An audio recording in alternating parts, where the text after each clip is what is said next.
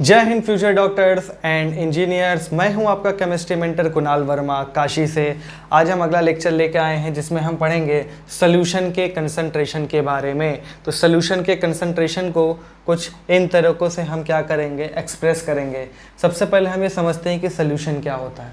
Basically solution के बारे में आप लोग पहले से भी पढ़ के आए हैं। सोल्यूशन क्या होता है? ये मिक्सचर होता है दो या दो से अधिक कंपोनेंट्स का। लेकिन किस तरह का मिक्सचर? Homogeneous mixture. और जो कंपोनेंट्स है वो आपस में केमिकली रिएक्शन नहीं करने चाहिए, ठीक है ना। तो हम क्या लिखेंगे? Mixture, homogeneous mixture. सोल्यूशन को क्या बोलेंगे? होमोजीनियस मिक्सचर ऑफ टू और मोर नॉन रिएक्टिंग कंपोनेंट्स, ठीक है ना। नॉन रिएक्टिंग कंपोनेंट, जैसे चीनी को पानी में मिला दिया, ग्लूकोज को पानी में मिला दिया। क्लियर है? अब सोल्यूशन में दो चीज़ हमको देखने को मिलेगा, एक होगा सोल्यूट और एक होगा सॉल्वेंट। ठीक, ये सब के बारे में आपको अच्छे से जानकारी है, मैं बहुत ज़्यादा नहीं बताने वाला। सॉल्यूट क्या होता है? आमतौर पे जो बोला जाता है कि लेसर अमाउंट में होता है उसको क्या बोलते हैं? सॉल्यूट। लेकिन लेसर क्या? लेसर मास या फिर लेसर मोल? तो मैं बोलूँगा लेसर नंबर ऑफ मोल जिस कंपोनेंट का होगा वो क्या कहलाएगा? सॉल्यूट कहलाएगा। और ग्रेटर नंबर ऑफ मोल जिसका होगा वो क्या कहलाएगा? सॉल्वेंट कहलाएगा। कभी कभी ये डेफिनेशन भी फेल हो जाता है। ध्यान रखिएगा, आपको कम और ज़्यादा, पहली बात तो मास में देखना ही नहीं है।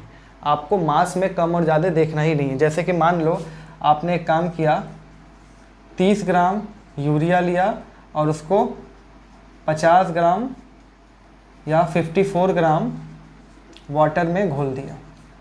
अब साफ तौर पे बोलोगे कि सर ये तो यूरिया 30 ही ग्राम है तो यही सॉल्यूट होगा। ठीक है, ये क्या है? सॉल्यूट है। ये क्या है? सॉल्वेंट है। ठीक, कोई दिक्कत नहीं। लेकिन अब सपोज करो हमने एक काम किया, हमने 60 ग्राम यूरिया ले लिया और पानी उतना ही रखा, 54 ग्राम वाटर, 54 ग्राम वाटर। अब यूरिया का जो फॉर्मूला होता है NH2CONH2, यूरिया का मोलर मास कितना होता है? 60। अब ये बताओ यहाँ पे 60 ग्राम यूरिया है, 54 ग्राम पानी है। अब कुछ लोग कहेंगे कि सर 54 ग्राम वाटर है, कम है, यूरिया ज़्यादा है, तो वाटर क्या हो जाएगा? सॉल्यूट हो गया, यूरिया जो है वो सॉल्वेंट हो गया। नहीं, मास हमें देखना ही नहीं होता, हमें क्या देखना है? नंबर ऑफ मोल देखना है। अगर मैं यहाँ पे नंबर ऑफ मोल निकालूँ तो 60/60 इक्वल्स टू 1। यहाँ पे 54 अपॉन वाटर का मोलर मास 18, ये आ रहा है 3। तो ध्यान रखो, मास भले यूरिया का ज़्यादा है लेकिन मोल किसका ज़्यादा है? वाटर का ज़्यादा है, तो वाटर ही क्या होगा? सॉल्वेंट हो जाएगा। क्लियर है? अब कभी कभी ये भी चीज़ें फेल हो सकती हैं, ठीक है ना। हालांकि इस पर बहुत ज़्यादा आपसे वैसा सवाल नहीं पूछा जाएगा, लेकिन फिर भी आपको आइडिया होना चाहिए। कभी कभी ये भी चीज़ फेल हो जाता है, कभी कभी मोल जो है किसी का ज़्यादा हो जाएगा, फिर भी वो सॉल्यूट ही बनता है। तो इतना ध्यान रखना कि जिसका, देखो सॉल्यूट और सॉल्वेंट मिला के, जैसे कि मान लो हमने शुगर लिया, शुगर का फिजिकल स्टेट क्या होता है? सॉलिड। हमने वाटर लिया, वाटर का फिजिकल स्टेट क्या होता है? लिक्विड। और जो सोल्यूशन हमने बनाया भाई वो भी तो लिक्विड स्टेट का ही होगा ना।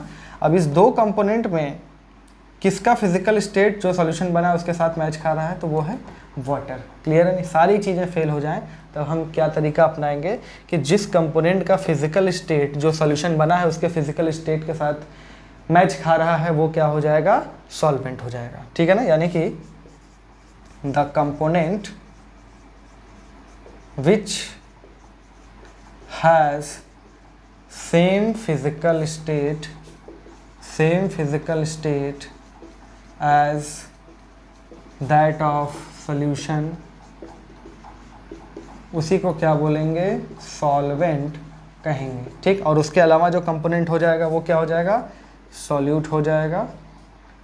ठीक है, क्लियर? ये बात समझ में आ गई? चलिए, ये है। अब उसके बाद इतने सारे कंसंट्रेशन के बारे में हमें पढ़ना है, तो सबसे पहले कोई आपसे पूछ दे कि कंसंट्रेशन का मतलब ही क्या होता है, तो जवाब दोगे कि सर मोलारिटी हम पढ़े। नहीं, मैं पूछ रहा हूँ मोलारिटी के बारे में मैं पूछ ही नहीं रहा हूँ। मैं पूछ रहा हूँ कि बताओ कंसंट्रेशन से समझते क्या हो। तो ध्यान रखो, कंसंट्रेशन का मतलब होता है कि किसी सॉल्यूशन में, किसी सॉल्यूशन में सॉल्यूट का कितना मास है। जैसे कि एग्जांपल देखो, एक एग्जांपल हम लेते हैं, मान लो तुम्हारे पास 180 ग्राम क्या है, सपोज करो कि 150 ग्राम वाटर है, उसमें तुम क्या ऐड कर रहे हो, 50 ग्राम शुगर ऐड कर रहे हो, ठीक है ना। ये दोनों मिला के कितना ग्राम बन गया, 200 ग्राम सोल्यूशन बन गया।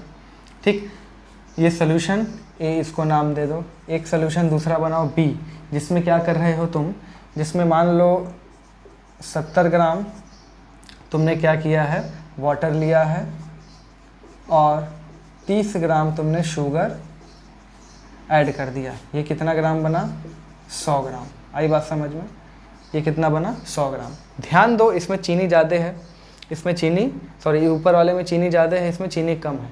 तो पहली बात तो ऐसा फैसला नहीं लेना है कि जिसका मास ज़्यादा है सॉल्यूट का वो ज़्यादा कंसनट्रेटेड हो गया, नहीं। हमें देखना यही होता है कि सॉल्यूट किस में ज़्यादा है, लेकिन एक जैसा क्या करना है, मास हमको पहले सॉल्यूशन का बनाना है। जैसे यहाँ देखो 200 ग्राम सॉल्यूशन बना, 200 ग्राम में कितना सॉल्यूट है, 200 ग्राम सॉल्यूशन में कितना सॉल्यूट है, 50 ग्राम शुगर है। ठीक, तो बताओ 100 ग्राम में कितना होगा, 100 ग्राम में कितना होगा, इन 100 ग्राम सॉल्यूशन, 100 ग्राम सॉल्यूशन शुगर कितना होगा इसमें, इसमें हो जाएगा 25 ग्राम। आई बात समझ में, कितना हो जाएगा, 25 ग्राम। और यहाँ पे बताओ ये 100 ग्राम पहले से है, पहली बात तो हमको दोनों को कंपेयर करना है, तो दोनों का सेम मास बनाना होगा। हमने 200 यहाँ था, तो यहाँ पे 100 था, तो 200 में हमने बनाया कि 100 में कितना शुगर होगा, 25 ग्राम। यहाँ 100 ग्राम में कितना दिख रहा है, इन 100 ग्राम सॉल्यूशन कितना शुगर है, 30 ग्राम। आई बात समझ में।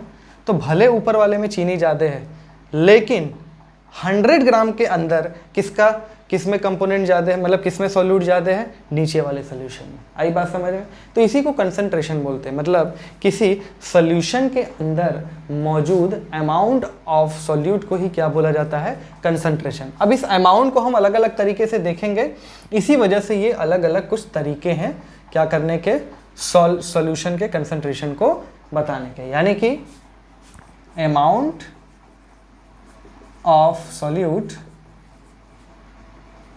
in a solution is called its concentration। ठीक, तो यहाँ पे 100 ग्राम में 25 ग्राम चीनी था, यहाँ पे 100 ग्राम में 30 ग्राम चीनी। कौन ज़्यादा मीठा होगा, नीचे वाला सोल्यूशन ज़्यादा मीठा होगा। यानी concentration of B is more than concentration of A। Clear है। तो कुछ इस तरीके से देखेंगे, अब एक एक करके हम इस चीज़ को देखने वाले हैं, तो इसको नोट करिए फटाक से। हो गया ये। चलिए अब पहला हम पढ़ते हैं परसेंटेज बाई मास। देखो percentage by mass, percentage by volume, इस पर डायरेक्ट सवाल तो ना के बराबर आने का चांस है, फिर भी हमें ये चीज़ पता होना चाहिए क्योंकि इस सवाल का डायरेक्ट इस्तेमाल हो सकता है, ठीक है ना, इनडायरेक्ट वे में डायरेक्ट इस्तेमाल। ठीक, तो इस चीज़ को आप समझ जाइए। तो परसेंटेज बाई मास क्या होता है भाई, परसेंट का मतलब कितने में से देखा जाता है, इन 100 ग्राम। आई बात समझ में। अगर मास की बात हो रही है, वॉल्यूम की बात होती है तो 100 ml होता। तो परसेंटेज बाई मास का मतलब ही होता है mass of solute in 100 gram solution, in 100 gram solution. जैसे एग्जांपल हम लेते हैं, वही एग्जांपल लेते हैं। मान लो 150 ग्राम वाटर है, इसमें हमने 50 ग्राम शुगर ऐड कर लिया और 200 ग्राम सॉल्यूशन बना दिया। 200 ग्राम में कितना चीनी है, 50 ग्राम। 100 ग्राम में कितना होगा, मतलब इन 200 ग्राम सॉल्यूशन मास ऑफ शुगर कितना है, 50 ग्राम। तो इन 100 ग्राम सॉल्यूशन कितना हो जाएगा, 50 अपॉन में 100, ठीक है ना, 50 अपॉन में 100, सॉरी 50 अपॉन में 2, ठीक, 50 अपॉन में 2। ये 50 अपॉन में 2 आया कहाँ से, देखो ये 50 अपॉन में 2 आया कहाँ से, ये ऐसे आया होगा, इसको ऐसे एक बार कर लो तो समझ में आ जाएगा। तो इन 1 ग्राम सोल्यूशन कितना हो जाएगा, मास ऑफ शुगर कितना हो जाएगा 50 अपॉन में 200, तो 100 ग्राम में कितना हो जाएगा, डब्ल्यू ऑफ शुगर बराबर 50 अपॉन में 200, क्योंकि ये 1 ग्राम में निकल गया, इंटू 100। आई बात समझ में? और ये कितना आ जाएगा 25 आएगा, 25%। यानी कि 100 ग्राम अगर हम सोल्यूशन ले तो उसमें कितना चीनी हमारे हाथ लगेगा, 25 ग्राम चीनी। आई बात समझ में? ये 50 क्या है, मास ऑफ सोल्यूट। ये 200 क्या है, क्या ये मास ऑफ सोल्यूशन है कि नहीं, और ये 100 तो लगना ही है क्योंकि परसेंट निकालना है। तो परसेंटेज W/W यानी परसेंटेज बाई मास, इसका जो फॉर्मूला निकल के आ जाएगा, ये आ जाएगा मास ऑफ सॉल्यूट ग्राम में अपॉन में मास ऑफ सोल्यूशन, ध्यान रखना टोटल मास रखना है, ग्राम में इंटू 100।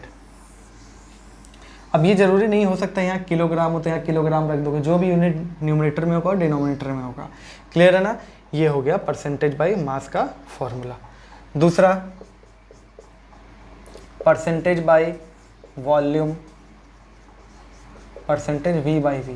यही बात है, 100 ml टोटल सॉल्यूशन में कितना ml सॉल्यूट का प्रेजेंट है, ठीक है ना? तो इसका भी फॉर्मूला हो जाएगा W बाई इस परसेंटेज V/V का फॉर्मूला हो जाएगा volume of solution, volume of solute upon में volume of solution into 100। Clear है? ये परसेंटेज बाई वॉल्यूम हो गया, ठीक। थर्ड है percentage mass by volume, percentage W/V, percentage W/V। ये बेसिकली क्या है, 100 ml सोल्यूशन है, ध्यान रखना 100 ml सोल्यूशन है, उसमें कितना मास सॉल्यूट का प्रेजेंट है ग्राम में, ठीक है ना? ये होगा परसेंटेज W/V। यानी ये हो गया मास of solute in gram upon में, ये ध्यान रखना ये जो वॉल्यूम का ये जो यूनिट होगा वही नीचे भी होगा, दोनों ml ही यूज़ होता है। मास ऑफ सॉल्यूट अपॉन में volume of solution in ml into 100, ठीक है? ध्यान रखना डिनोमिनेटर में भाई देखो परसेंटेज कैसे निकालते हैं, उसका बटे टोटल गुणे 100, तो नीचे हमेशा टोटल होना चाहिए। अगर वॉल्यूम की बात हो रही है तो टोटल वॉल्यूम मतलब सॉल्यूट प्लस सॉल्वेंट का टोटल वॉल्यूम मिला के, मास की बात हो रही है तो सॉल्यूट प्लस सॉल्वेंट, ठीक है? जैसे कि मान लो 2 ग्राम चीनी है, 10 ग्राम पानी में मिला दिया गया, तो डिनोमिनेटर में क्या रखा है, 10 नहीं 10 + 2 = 12 रखा है। क्लियर है? इन तीनों को लिख लीजिए, फिर हम एक एक करके क्वेश्चन देखते हैं, इसको नोट करो। चलो कुछ क्वेश्चन देख लेते हैं, ठीक है? एक एक करके 5 सवाल है यहाँ पर। तो सबसे पहला क्या है, 2 ग्राम NaOH को 18 ग्राम पानी में मिलाया जा रहा है, ठीक है ना? हर तरफ मास दिया हुआ है। Find percentage W/W concentration. तो परसेंटेज W/W कंसंट्रेशन क्या होता है, mass of solute 2 gram upon में mass of solute plus solvent, यानी ये सॉल्यूशन का मास रखना 18 + 2 20 इंटू 100, ये गया 5 और ये 5 इंटू 2, यानी कि ये 10% W/W, ठीक है ना? इस 10% का मतलब समझो, ठीक है ना? परसेंटेज कभी कभी ऐसे डायरेक्ट दे देगा, तो परसेंटेज का मतलब होता है कि अगर मैं 100 ग्राम सोल्यूशन लूँ तो उसमें 10 ग्राम सॉल्यूट होगा और 90 ग्राम क्या हो जाएगा, सॉल्वेंट हो जाएगा। आई बात समझ में? ये सेकंड। अब सेकंड में देखो परसेंटेज W/V पूछा है, और इसमें W/V का फॉर्मूला क्या होता है, मास ऑफ सॉल्यूट जो कि कितना दे रखा है 20 ग्राम, और नीचे डिनोमिनेटर में क्या होता है, वॉल्यूम ऑफ द सॉल्यूशन, और यहाँ पे दिया भी है 80, ठीक है ना? 80 इंटू 100, ठीक? ये 0 से 0 गया, ये इसको काटोगे तो ये हो जाएगा, कितना हो जाएगा 200 अपॉन में 8, यानी ये हो जाएगा 25% W/V। आई बात समझ में? 25% W/V। चलो थर्ड में क्या करना है, 8 ग्राम CCl4 है, उसको 160 ml बेंजीन में मिलाया और बेंजीन का डेंसिटी दिया हुआ है 1.2 ग्राम पर ml। Find percentage W/W। अब देखो W/W अगर निकालना है तो न्यूमरेटर में भी मास होना चाहिए, डिनोमिनेटर में टोटल मास होना चाहिए।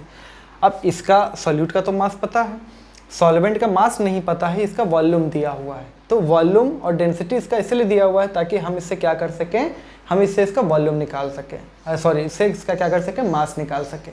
ठीक है ना। तो ध्यान रखो 8 ग्राम सॉल्यूट दिया है, ठीक है ना, 8 ग्राम सॉल्यूट दिया हुआ। मास ऑफ सॉल्वेंट हमको निकालना है क्योंकि डिनोमिनेटर में सॉल्यूट प्लस सॉल्वेंट दोनों का मास रखना है। तो अब ये मास ऑफ सॉल्वेंट, डेंसिटी बराबर क्या होता है, डेंसिटी बराबर मास अपॉन में वॉल्यूम। ठीक है ना। तो मास कितना हो जाएगा, डेंसिटी इनटू वॉल्यूम। आई बात समझ में? तो डेंसिटी इनटू वॉल्यूम, और डेंसिटी कितना दिया हुआ है 1.2 और वॉल्यूम कितना दिया हुआ है 160। तो ये हो जाएगा 192 ग्राम। क्लियर है ना। अब यहाँ पे सॉल्यूट का मास पता है, सॉल्वेंट का मास पता है, तो मास ऑफ सॉल्यूशन कितना हो गया 192 + 8 यानी कि 200। तो अब यहाँ से परसेंटेज W/W हम लोग निकाल लेंगे, मास ऑफ सॉल्यूट अपॉन में मास ऑफ सॉल्यूशन इनटू 100। ठीक है ना। ये 2 0 से 2 0 गया, 8/2 यानी 4% W/W। क्लियर है ये? आई बात समझ में? चलो फोर्थ में क्या दिया हुआ है, find masses of sugar and water required to prepare 25% W/W 250 gram sugar solution. मतलब इसमें हमें ये बताना है कि कितना चीनी लें और कितना पानी लें। हाँ, लेकिन दोनों का मिला के कितना लेना है, 250 ग्राम लेना है, ये बता दिया गया। और साथ में ये भी बताया गया है कि 25% W/W शुगर सोल्यूशन, यानी कि कभी भी जो यहाँ पे बताया जा रहा है और आपसे कभी कुछ ना बताया तो समझ लो कि सॉल्यूट का ही परसेंटेज बता रहा है। यानी कि जो 250 ग्राम है उसमें सॉल्यूट का परसेंटेज कितना है 25। आई बात समझ में? तो वैसे तो आप जनरल मैथमेटिक्स से भी कर सकते हैं, आप फॉर्मूला का यूज़ करना चाहें तो यूज़ कर लें।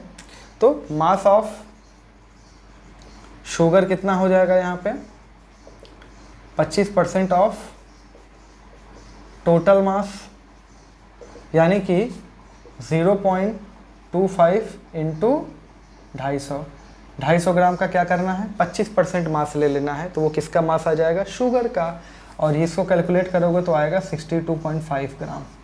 आई बात समझ में? 62.5 ग्राम। और अगर शुगर का मास 62.5 ग्राम है तो मास ऑफ वाटर कितना हो जाएगा भाई, टोटल 250 लेना है तो 250 में से 62.5 घटा दो तो 187.5 ग्राम हो जाएगा। क्लियर है? आ रही बात समझ में? ठीक है। तो ये तो हमने जनरल मैथमेटिक्स से किया। मान लो आपको अगर करना है फॉर्मूला से, तो देखो फॉर्मूला से कैसे करोगे, कितना परसेंटेज दिया हुआ है चीनी का 25, और ये किसके बराबर होगा, मास ऑफ सॉल्यूट, सॉल्यूट क्या है यहाँ पे चीनी है, मास ऑफ सॉल्यूट अपॉन में mass of solution. Mass of solution कितना दिया हुआ है 250 इंटू 100। ठीक है ना। 1 0 से 1 0 गया, 25 इंटू 25 कितना होता है 625, और 625 को इधर 10 से डिवाइड कर दोगे तो मास ऑफ सॉल्यूट निकल के आ जाएगा कि नहीं, यानी कि मास ऑफ सॉल्यूट यहाँ से आ गया 62.5 ग्राम, और मास ऑफ सॉल्यूट आ गया तो मास ऑफ सॉल्वेंट कितना हो जाएगा 250 माइनस 62.5 इक्वल्स टू 187.5। तो फॉर्मूला से भी कर सकते हैं और जनरल मैथ लगा के भी कर सकते हैं। हो गया। चलिए इसको नोट कर लीजिए, मैं मिटा दूँगा क्योंकि आखिरी सवाल के लिए जगह कम है। चलिए ठीक।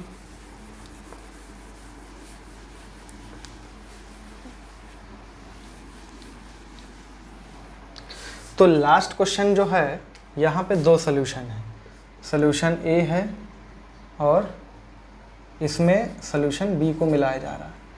सोल्यूशन ए जो है उसका वज़न जो है 300 ग्राम है, और सोल्यूशन बी जो है उसका वज़न 400 ग्राम है। ठीक है। इन दोनों को मिलाया जा रहा है। तो इन दोनों को जब मिला देंगे तो जो सोल्यूशन मान लो सोल्यूशन बन गया C, रिजल्टेंट सोल्यूशन क्या है C। इसका मास कितना होगा ये तो तय है कि ये 700 ग्राम हो गया, ठीक है ना।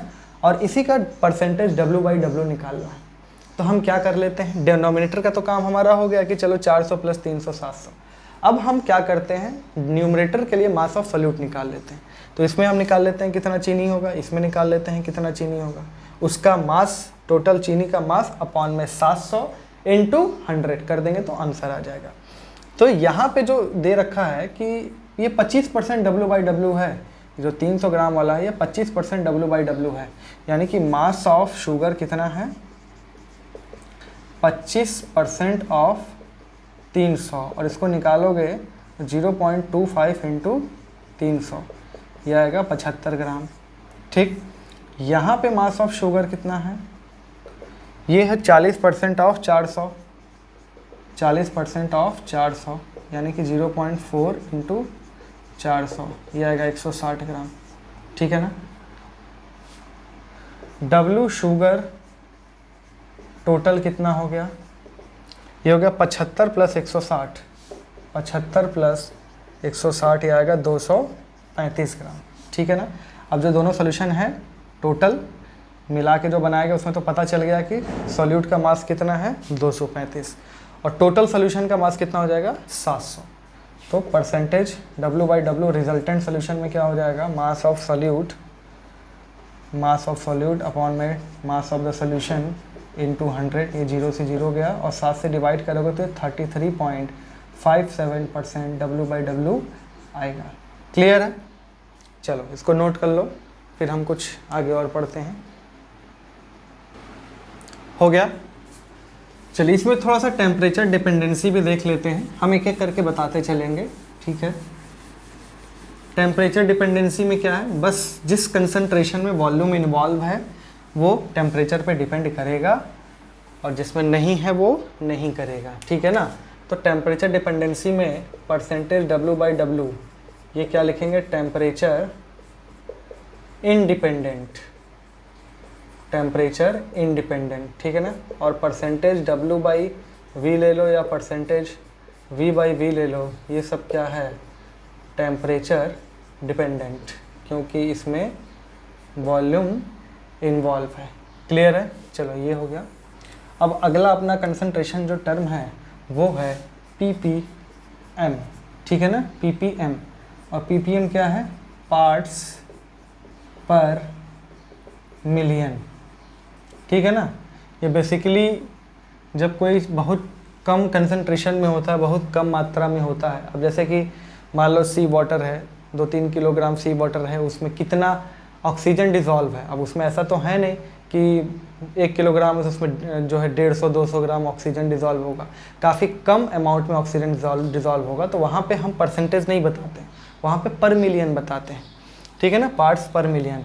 अब पर मिलियन का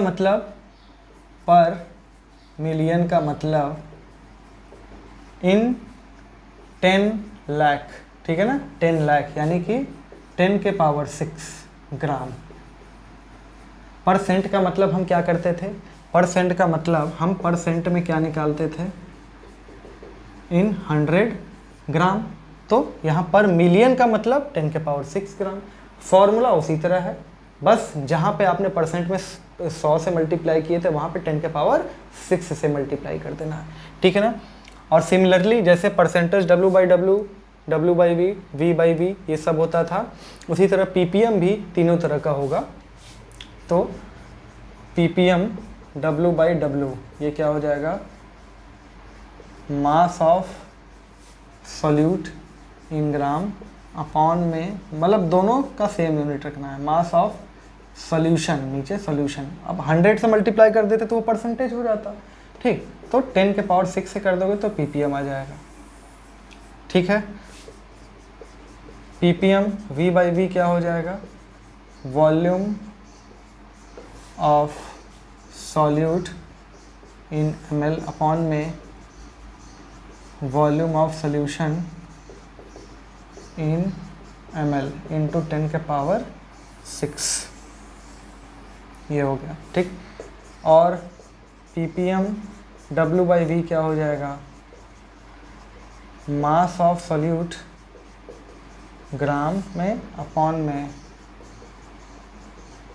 वॉल्यूम ऑफ सॉल्यूशन ml में इंटू 10 के पावर 6। क्लियर? तो ये तीनों हैं, इस पे कुछ क्वेश्चंस आ सकते हैं, नीट में आते हैं। तो हाँ, यहाँ पे क्या है, ये टेम्परेचर डिपेंडेंट होगा, सॉरी टेम्परेचर इंडिपेंडेंट, क्योंकि इसमें कहीं पर भी कोई वॉल्यूम इन्वॉल्व नहीं है। और ये दोनों क्या होंगे, टेम्परेचर डिपेंडेंट। क्लियर? इसको नोट कर लो, फिर हम इस पे कुछ क्वेश्चन कर लेते हैं। पीपीएम पे क्वेश्चन देखेंगे तो सारी बातें क्लियर हो जाएंगी, इसको नोट करो। आइए क्वेश्चंस कुछ देखते हैं पीपीएम पे। तो पहला क्या है, 0.025 ग्राम KCl को पानी में घोला गया है और कितना सोल्यूशन बनाया गया है, 100 ml नहीं 100 ग्राम, इसको कर लो, 100 ग्राम सोल्यूशन बना लिया गया। इसका पीपीएम कंसंट्रेशन बताना है। तो पहले वाले में पीपीएम W/W कितना हो जाएगा, ये हो जाएगा मास ऑफ सॉल्यूट अपॉन में कितना, मास ऑफ सॉल्यूशन इंटू 10 के पावर 6। 10 के पावर 6 यानी कि 1 के आगे 6 0। तो ये आएगा, अगर इसमें 10 लाख से मल्टीप्लाई करेंगे तो ये आएगा 25, ठीक, अपॉन 25,000 अपॉन में 100, ठीक है। तो 2 0 से 2 0 गया, ये आंसर आ गया 250 ppm। 250 ppm का मतलब अगर 10 लाख ग्राम सोल्यूशन है, ध्यान से सुनो, अगर 10 लाख ग्राम सोल्यूशन है तो उसमें 250 ग्राम क्या है, उसमें 250 ग्राम KCl मौजूद है, ठीक है। अब 10 लाख ग्राम में 250 ग्राम तो बहुत कम है, इसीलिए हम लोग इसको ppm में बता रहे हैं, ठीक है ना। हाँ, परसेंटेज बोलता तो देखो डायरेक्ट परसेंटेज ये दिया हुआ है 0.025%, क्योंकि कितने ग्राम में है 100 ग्राम में, तो डायरेक्ट ये परसेंटेज दिया हुआ है, ठीक है ना, ये डायरेक्ट परसेंटेज दिया हुआ है, ठीक। और एक चीज़ और भी है यहाँ पे, ये भी ध्यान रखो, परसेंटेज में अगर हम 10 के पावर 4 से मल्टीप्लाई कर देंगे तो ppm तक पहुँच जाएंगे। इसमें अगर हम 10,000 से मल्टीप्लाई कर दें, अगर हम 10,000 से मल्टीप्लाई कर दें तो 250 पहुँच जाएंगे। तो एक तरीके से इसको फॉर्मूला की तरह भी याद कर सकते हैं, ठीक है ना। और ppm से अगर परसेंटेज में जाना है, ppm से अगर परसेंटेज में जाना है तो भी हम जा सकते हैं 10 के पावर -4 से मल्टीप्लाई करके। इसको भी एक क्वेश्चन हम देखेंगे लास्ट वाला, ठीक है ना। Second, 1 kilogram sample of sea water contains 2 milligram of dissolved oxygen, find ppm W/W। पहली बात तो यहाँ 1 किलोग्राम है और यहाँ मिलीग्राम है, दोनों को ग्राम में चेंज करो, ठीक है ना। तो ppm W/W क्या हो जाएगा, 2 मिलीग्राम यानी कि 2 × 10 के पावर -3 ग्राम, अपॉन में पूरा मास कितना है वाटर का जिसमें ऑक्सीजन घुला हुआ, ये 1 किलोग्राम है। 1 किलोग्राम यानी कि 10 के पावर 3, और इनटू क्या करना है ppm निकालने के लिए 10 के पावर 6। अभी 10 के पावर -3 ऊपर जाएगा और 10 के पावर -3 पहले से भी एक ऊपर है, तो ये टोटल 10 के पावर -6 हो जाएगा, और ये 10 के पावर में +6 है, यानी कि ये सब कट जाएगा और ये बचेगा केवल 2, यानी 2 ppm। यानी कि 10 लाख ग्राम अगर सोल्यूशन है पानी का तो उसमें 2 ग्राम क्या है, ऑक्सीजन घुला हुआ है, ठीक है ना। 10 लाख ग्राम में 2 ग्राम तो बहुत कम है, इसलिए ppm का प्रयोग हम कर रहे हैं। थर्ड वाले में क्या है, 500 gram of a toothpaste sample, यानी 500 ग्राम क्या है, पूरे सोल्यूशन का मास है, कंटेन्स 0.2 ग्राम फ्लोराइड, फाइंड ppm कंसंट्रेशन। मतलब ये किसका कंसंट्रेशन पूछ रहा है, ऑफ फ्लोराइड आयन का ही पूछ रहा है, ठीक है। तो फ्लोराइड आयन का मास कितना है 0.2 अपॉन में 500 इंटू कितना 10 लाख, ठीक, 10 लाख, ये 2 0 से 2 0 निपटा दो, ये कितना हो गया, ये बन गया 2000 अपॉन में 5, 2000 अपॉन में 5, ये आ जाएगा 400 ppm। क्लियर, ये हो गया। फोर्थ में क्या है, 10.3 milligram oxygen dissolve in 1 litre of water. पहली बात तो ये देखो परसेंटेज W/W हमसे पूछा है, परसेंटेज W/W हमसे पूछा है, तो यहाँ पे तो चलो मिलीग्राम से हम ग्राम में कर लेंगे ऑक्सीजन का मास, लेकिन वाटर का जो मतलब यहाँ पे जो पूरा सोल्यूशन का जो मास नहीं दिया हुआ, क्या दिया हुआ है, वॉल्यूम दिया हुआ है, और कितना, 1 लीटर, 1 लीटर, और उसका डेंसिटी दिया हुआ है 1.03 ग्राम पर ml। यानी कि चौथे वाले में हम इधर करते हैं, चौथे वाले में मास ऑफ सोल्यूशन क्या हो जाएगा, वॉल्यूम इंटू डेंसिटी। अब देखो डेंसिटी में जो वॉल्यूम का यूनिट है वो ml है, और यहाँ पे क्या है, लीटर है, तो इसको पहले तो ml में चेंज करो, यानी 1000 ml इंटू ये डेंसिटी, मास ऑफ सोल्यूशन निकल के आ जाएगा, कितना आ जाएगा, 1000 इंटू 1.03, ये कितना हो जाएगा, 1030 ग्राम।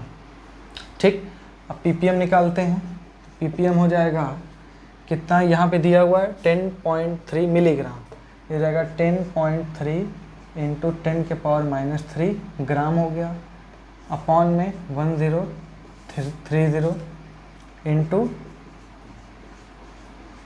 10 लाख, ये 10⁻³ से 3 जीरो तो ख़त्म, 1 जीरो से ये भी ख़त्म कर देते हैं, और ये 100 बचा, और 10.3 यानी कि ये हो गया, ठीक, 1030, और नीचे क्या है, 103, ठीक है, ये कट जाएगा तो आएगा 10 ppm। आई बात समझ में, ये क्वेश्चन सिंपल सा है। हाँ, अब पांचवा वाला देखते हैं। यहाँ पे पांचवे में क्या दिया हुआ है, ppm दिया हुआ है 15, फाइंड इट्स परसेंटेज W/W, ठीक है ना, तो 15 दिया हुआ है, तो ppm के जगह पे यहाँ पे लिखते हैं 15, और बराबर किसके दिया हुआ है, ये होता क्या है, मास ऑफ सॉल्यूट अपॉन में मास ऑफ सॉल्यूशन, दोनों ग्राम में है, इंटू 10⁻⁶। अब एक काम करो, ये 10⁻⁶ को क्या कर लो, 100 इंटू 10⁻⁴ कर सकते हो कि नहीं, कर सकते हैं। इस चीज़ को क्या कहा जाता है, इस चीज़ को क्या कहा जाता है भाई, परसेंटेज ही तो है ये, ठीक है ना, यानी percentage equals to, percentage W/W equals to 15 upon में 10⁻⁴, मतलब अपॉन में 10⁻⁴, यानी 15 इंटू 10⁻⁴। देखो यहाँ पे ppm निकालने के लिए हमने क्या किया है, परसेंट में 10⁻⁴ से मल्टीप्लाई कर दिया है, और यहाँ पे परसेंटेज निकालने के लिए क्या किया है हमने, ppm में 10⁻⁴ से मल्टीप्लाई किया है। यानी कि ये दोनों फॉर्मूले को आप याद कर लीजिए, ppm मतलब यहाँ पे परसेंटेज क्या हो जाएगा, ppm इंटू 10⁻⁴। क्लियर है ना, चलो ये हो गया। अब इसके बाद एक छोटा सा चीज़ बचता है ppb, यानी पार्ट्स पर बिलियन, उसको मैं बस ऐसे फॉर्मूला बता दे रहा हूँ, ठीक है, ये हो गया। चलिए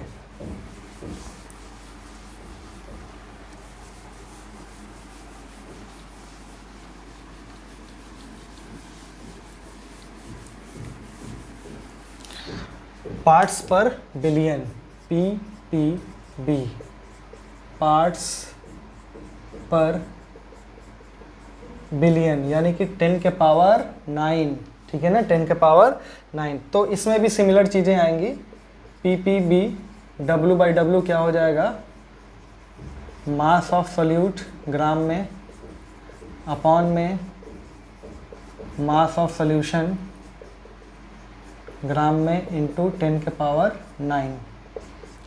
ppb V/V क्या हो जाएगा, वॉल्यूम ऑफ सॉल्यूट ml में अपॉन में वॉल्यूम ऑफ सॉल्यूशन ml में इंटू 10⁹, और ppb W/V क्या हो जाएगा, मास ऑफ सॉल्यूट ग्राम में अपॉन में volume of solution in ml into 10⁹। ठीक है, ये तीन है, इसको नोट कर लो। ये जो होगा टेम्परेचर इंडिपेंडेंट, इस पे मैं कोई सवाल नहीं कराऊंगा, और ये दोनों क्या हैं, टेम्परेचर डिपेंडेंट, टेम्परेचर डिपेंडेंट, इसको नोट करो। क्लियर है? चलिए, तो आज के लिए इतना ही रखते हैं, अब मिलेंगे अगले क्लास में, तब तक के लिए जय हिंद।